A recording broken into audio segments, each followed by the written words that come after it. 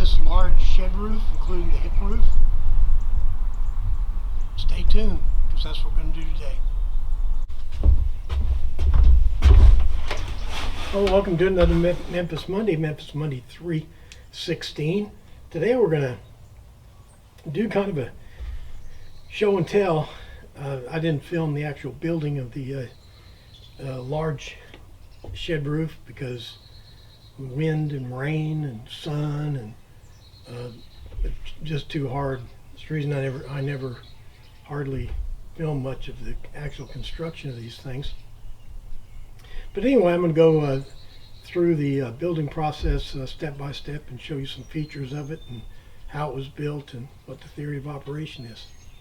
But we're not going to get any of that done unless we do what? That's right. We need to knock off the chit chat and get to exploring. Here's an overview of what we got. This is where the old shed roof ended, and we continued it out here to the hip,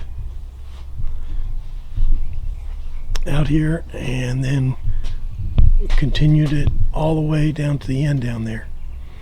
The thing is 40 feet long, and it's 60 feet across the front.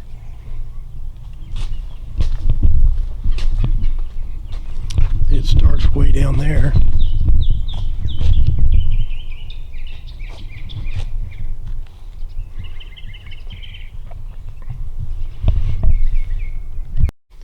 So here's an overall view.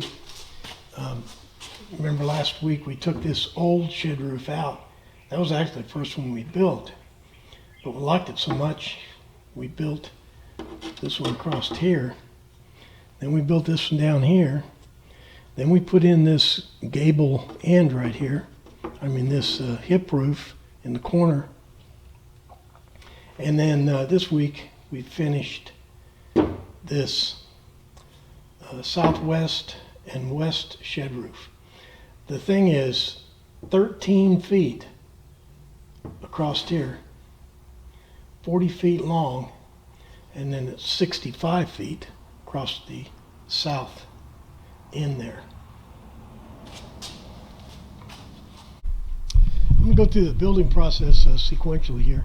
The first thing to do, and if you get this wrong, you're hosed, and that is you got to lay it out, the footprint of the thing, lay it out with a string and tape and whatever else you got to make sure that the thing is absolutely square, because if it's not, it's going to bite you in the end.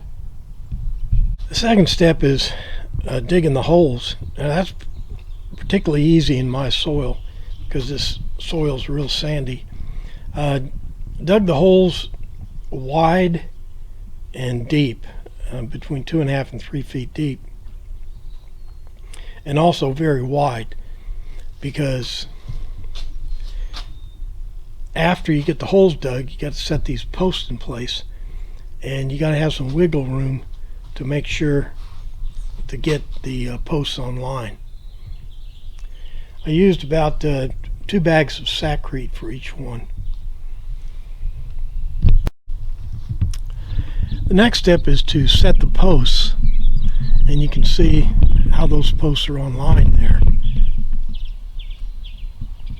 And that's the reason you put your holes, make your holes nice and wide, so that you can move the posts around so that they line up on your on the correct line. Now 4x4 posts are quite adequate, but the way I built this thing, I wanted to make it super strong, so I used 4x6s. I put them in the ground, put the concrete, plumbed them up, and let them sit for about over a week before I did anything else to them. The next step is to attach that top plate And I have two top plate boards. I got an inner and an outer. I'll do the inner one first. It's attached with several different ways. Lag bolts, nails,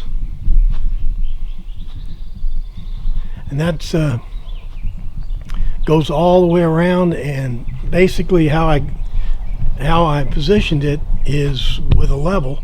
Once it was level, I nailed it in place and then put the rest of the fasteners in.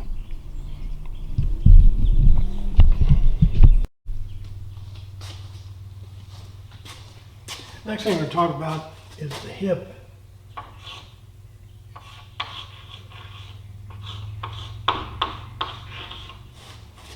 That's the framing, the rafters that go around the corner. And how all that works is, you just think of it as a square,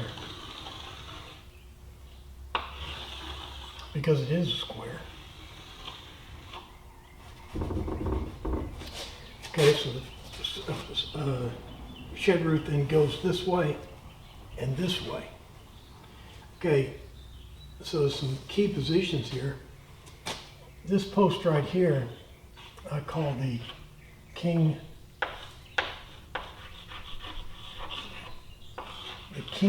common post.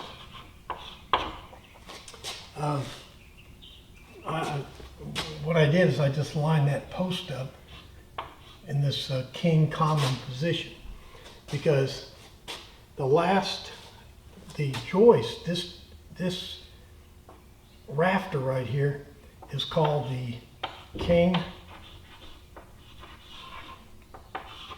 common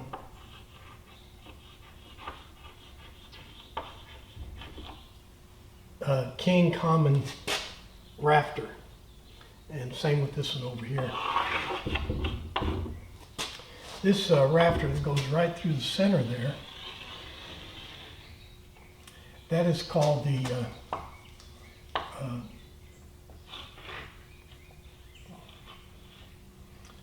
that's called the hip rafter. So now the next ones to go in are the rafters that go this way and this way, and they are called jack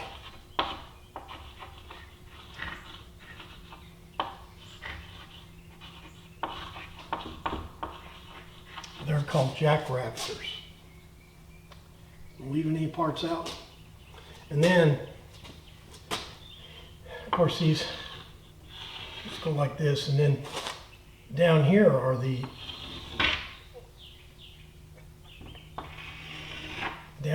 other rafters, and they're just called common. They're just called common rafters, not king common. King common is the one that starts here at this three-way joint and define the square. And then the common rafters are the ones that are always, they're the same length, but they don't define that square. And then the jack rafters get smaller and smaller. Okay? And then the purlins go this way.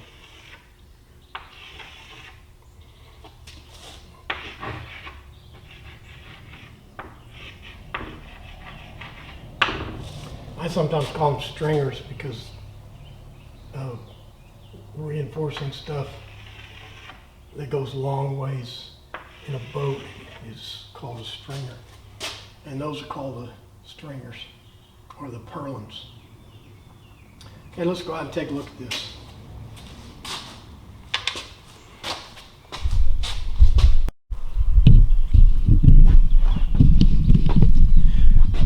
Okay, here's that whole picture we just drew on the board. I don't know if you can see it very well, but that right there is the king common rafter. that's the one that defines that square, and on the other side's the other one. And then right on this, I put that post in right approximately where that king common rafter goes, and I did the same thing over here. Okay, so you put those rafters in, the king commons, both of them. Then you put your hip rafter in. Once the hip rafter's in, then you attach the jack rafters, and these are the jack rafters here. And you don't have to, like in houses and stuff, they don't do it, but I did it out here. I attached them all with these metal 45-degree metal brackets here.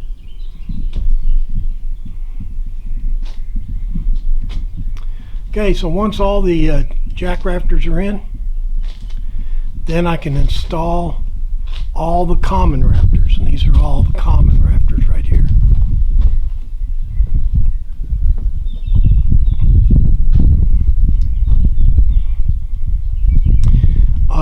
My rafters are 13 feet long.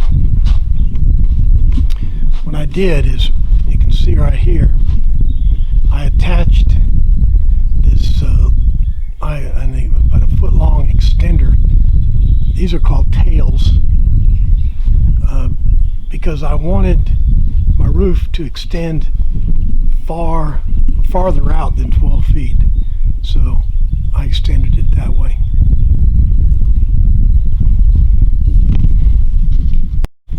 One thing I forgot to talk about was the ledger board. This is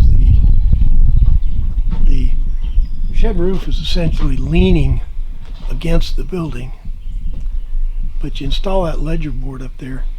I got it installed with nails and bolts. It's a 2x8, and the joists or the rafters are 2x6s.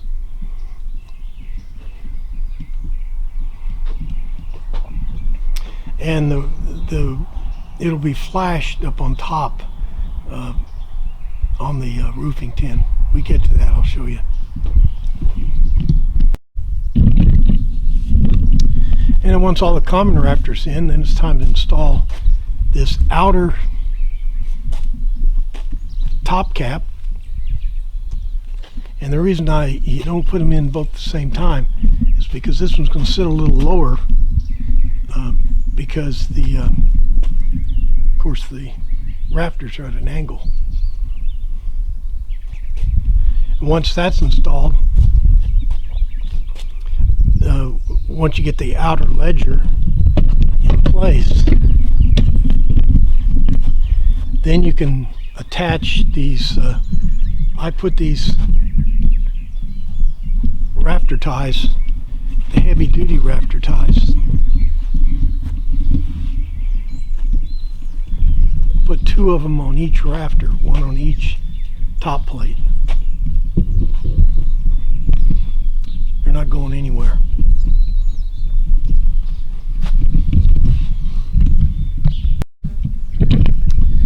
Then between the two top plates, I inserted these 2x6 butt blocks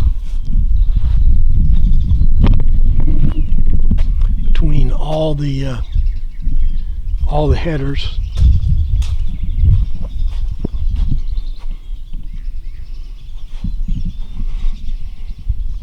And I got that all the way along there. And the reason is, I put those in there for this system to work. If you're doing this for somebody, you don't want to do it the way I'm doing it.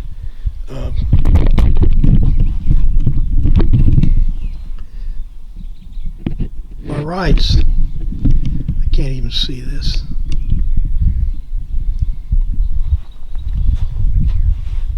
The correct way is to notch this, set this board in and set it on top of this, and then attach it to the thing. But I want 6-inch gap between the boards. So I didn't do it that way.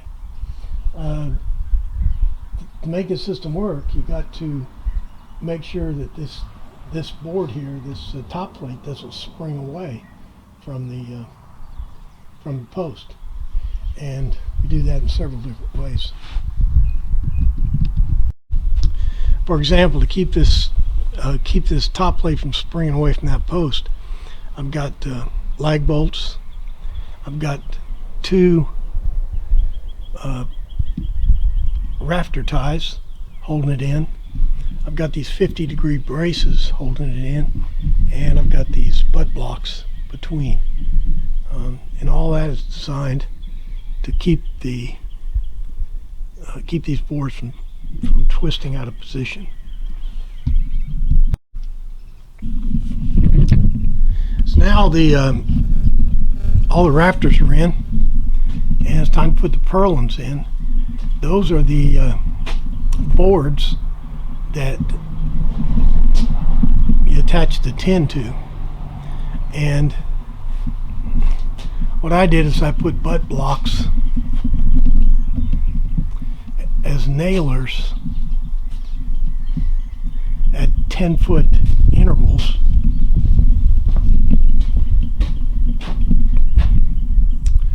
so that when I was installing the purlins, I didn't have to cut anything. I just nailed them right to the butt blocks.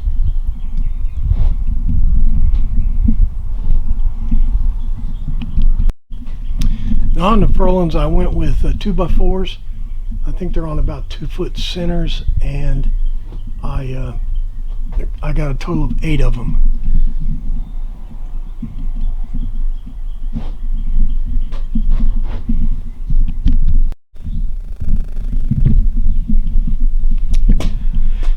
I don't know if the camera shows it, but there should be some little spots of light right there. I was trying to reuse some of that old tin from the other shed roof, but it didn't work. And so I got this bad sheet here. I'll either have to replace it or figure out how to fix those holes. I stopped recycling it after this.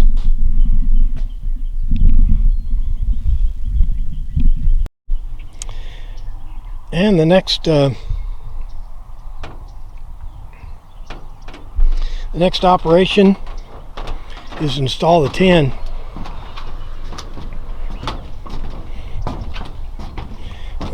Right there is the top cap. It actually attaches to the tin. It doesn't attach to the purlins. You can see the rows of screws here. Those are on the purlins. I'll show you the pattern I used. Basic pattern I used was 2 in the first position, and then 1 in the center, 1 in the center, and then 2 more here. And now to get my 13 feet, I did recycle this tin here. I could eliminate the holes, and I positioned the tin up against the bulkhead there.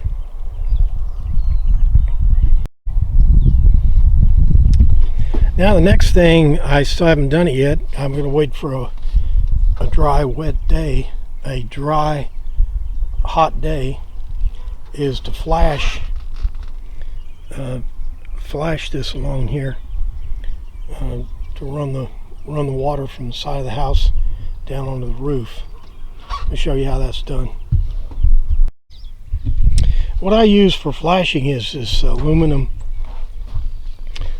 flashing tape. It just goes up against the wall, and that diverts the water down onto the shed roof. but it's got an asphalt adhesive, and if it's not, it needs to be pretty hot, over 80 to install it. Helps to have help too.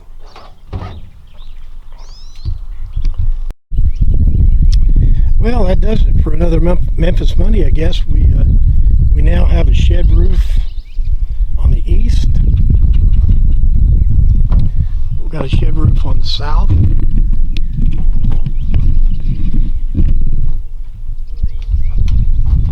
And our latest addition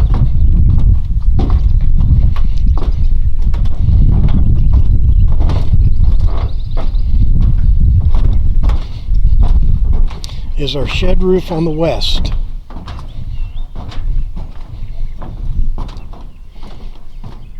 And one of the reasons I made this this west shed roof 13 feet instead of 12 is because of the west, the afternoon sun in the summertime.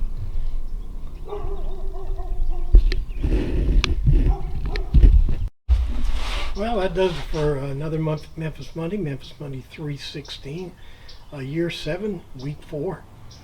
Finishing our